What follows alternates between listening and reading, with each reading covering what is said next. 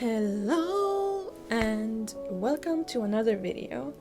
In this video I'm going to discuss Dark Academia, or more specifically the book The Secret History by Donna Tartt, and how it relates to both neoclassicism and the artworks made by Impressionist artist Edouard Manet. So, Dark Academia is a social media aesthetic that is mostly known for its interest in intellectuality, Gothic architecture, and academia. It uses a dark color palette, and dark academics often wear preppy 50s inspired clothing, and there's an emphasis on libraries, writing, arts, and philosophy. The Secret History by Donna Tartt is a book published in 1992 and is often credited with creating the genre dark academia. We follow the main character Richard as he begins his Greek studies in a small, close-knit class of 5 other people. Already in the prologue, we find out that one of these students are gonna get murdered, and the book follows them as the story is leading up to this murder. It's a very tense book with a slow build-up, and there's a huge emphasis on Greek mythology, ancient rituals, academic studies. But there's also other themes such as psychology and the mental anguish that the group are feeling as they react to the murder and its aftermath. Also, I would suggest that you have read the book before you watch this video, as I won't really go over specific plot points. I will just talk about the book in general terms, and there also will be a few minor spoilers.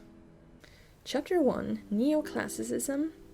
So I first want to bring up neoclassicism, as it is clear that this movement has been a huge influence on dark academia in general. Neoclassicism was an art movement that started around 1760 alongside the Enlightenment. The Enlightenment, also known as the Age of Reason, was a time where a lot of scientific progress was being made, and they sought to reform society using the power of reason. Many scholars and artists felt a need to go back to a more classical approach, and neoclassicism valued history paintings and portraiture, etc. Anything that would showcase the classic art of painting. Johann Winkelmann's book, Thoughts on the Imitation of Greek Works in Painting and Sculpture, was released in 1750 and had a huge impact on the creation of neoclassicism. In the book, Winkelmann writes that art should strive toward noble simplicity and calm grandeur. During this time there was also many discoveries of ancient Greek and Roman artifacts, and images from archaeological sites became available all throughout Europe in illustrated reports. Because of this, there was a huge interest in Greek and Rome, and many artworks started to depict images of ancient philosophers, Greek and Roman artifacts, and architecture. Dark academia takes a lot of inspiration from this movement, as there is a lot of emphasis on classical studies, classic art, philosophy, and ancient Greece and Rome in this genre. Here's a quote from A Secret History. "It's a very Greek idea, and a very profound one. Beauty is terror. Whatever we call beautiful, we quiver before it. And what could be more terrifying and beautiful to souls like the Greeks or our own than to lose control completely?" Chapter 2: The Flaneur and Café Culture in 19th Century France. So during the 19th century, France was in the middle of huge transformations. The railroad was newly constructed, and the Parisian infrastructure went through enormous renovations.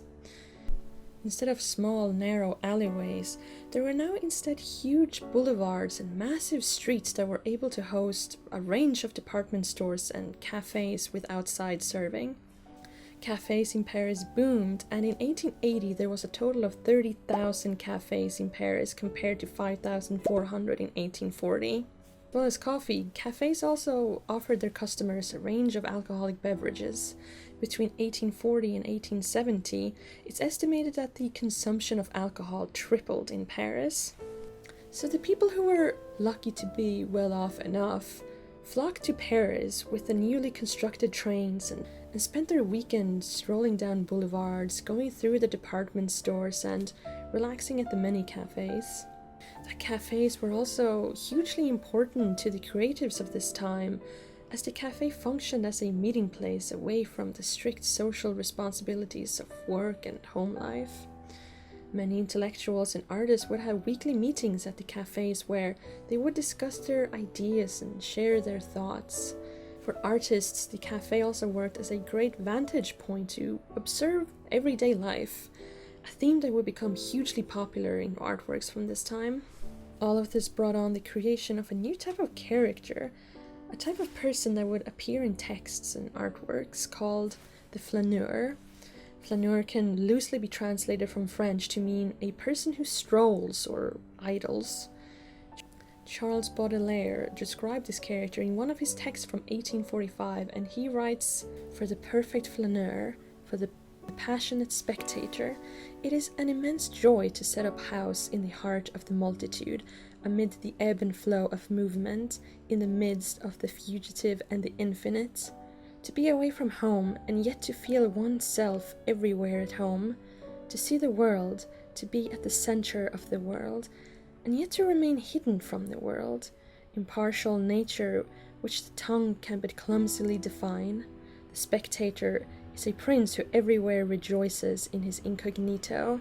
The lover of life makes the whole world his family." So the flaneur was a man of leisure, someone who enjoyed passing through the city and taking in his environments. He was also obviously a symbol of privilege, as he would be able to spend most of his time just passively observing his surroundings. Chapter 3: Edouard Manet. So Edouard Manet was born right in the midst of this rapid transformation in 1832. He was born into a wealthy family, and so he had the pleasure of enjoying these new capitalist pleasures.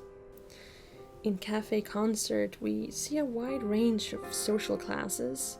There is a working class woman seated at a table, and next to her, an older bourgeois man. In the background, we can see the reflection of a performer as well as a waitress chugging down a beer. The expressions of the two main people in this painting are lackluster and vacant. However, we can see a glimpse of flair in the way the waitress is positioned with her hand on her hip, masterfully quaffing down a beer. The performer is painted simply as a reflection in the background, almost as an afterthought. This kind of visual storytelling was Manet's forte.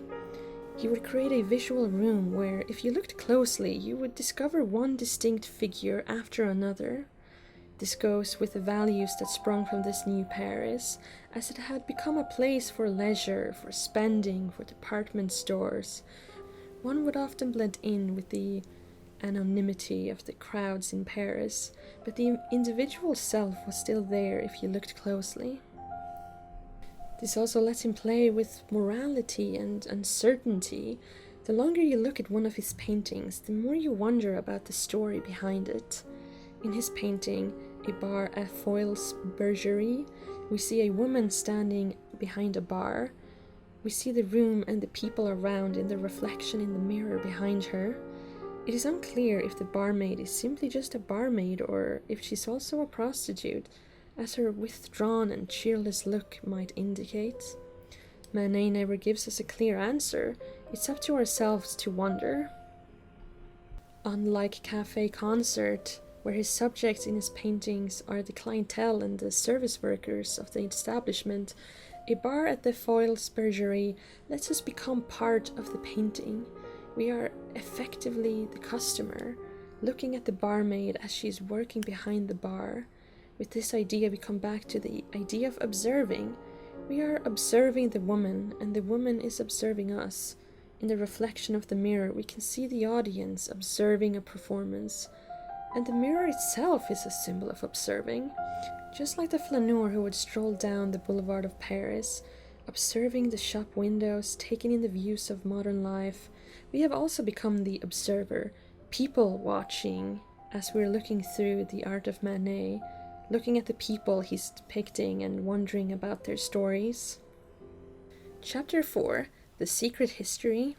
So The Secret History is in one way a story about observing. We are looking through Richard's eyes as the story is developing before us. All throughout the novel, he is passively observing, just letting everything play out in front of him. He never really engages in any of the acts that are being committed. He's merely there as an observer. His role in the book is to simply watch what is happening around him and quietly reflect on them, just like the artists from the 1800s who would sit outside a cafe watching the people pass around them. So does Richard. They all shared a certain coolness, a cruel-mannered charm, which was not modern in the least, but had that strange cold breath of the ancient world.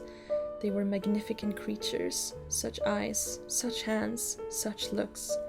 Sic oculus, sic ille manus, sic ora ferebat.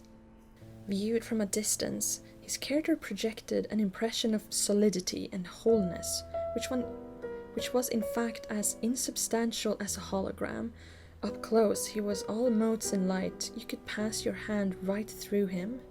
If you stepped back far enough, however, the illusion would click in again, and there he would be, bigger than life, squinting at you from behind his little glasses and raking back a dank lock of hair with one hand. Baudelaire described the flaneur as someone who felt immense joy to set up house in the heart of the multitude, and who wanted to be at the center of the world and yet remain hidden from the world.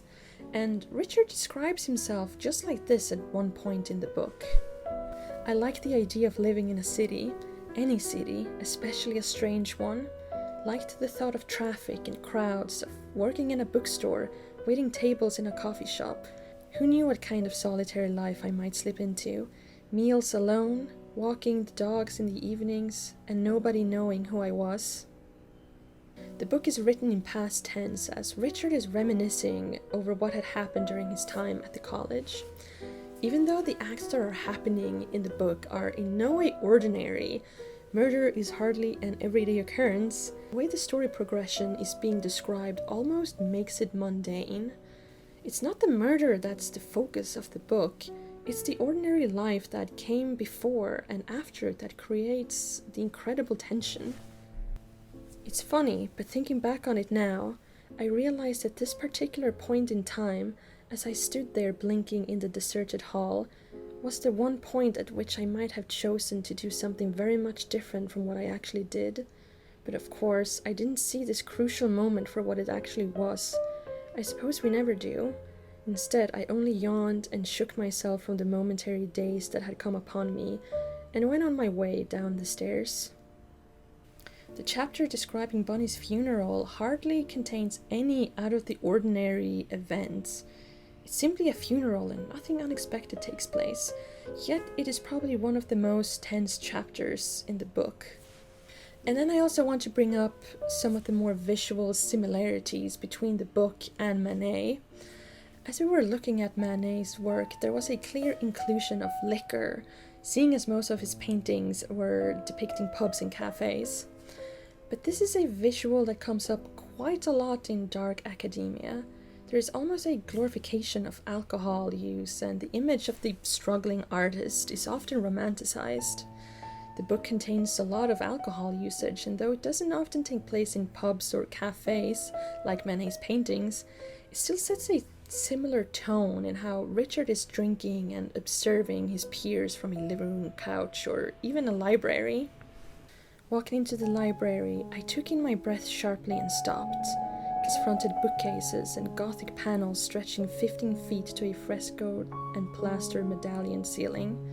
In the back of the room was a marble fireplace, big as a sepulchre, and a globed gasolier, dripping with prisms and strings of crystal beading, sparkled in the dim. There was a piano too, and Charles was playing, a glass of whiskey on the seat beside him. He was a little drunk, the Chopin was slurred and fluid, the notes melting sleepily into one another.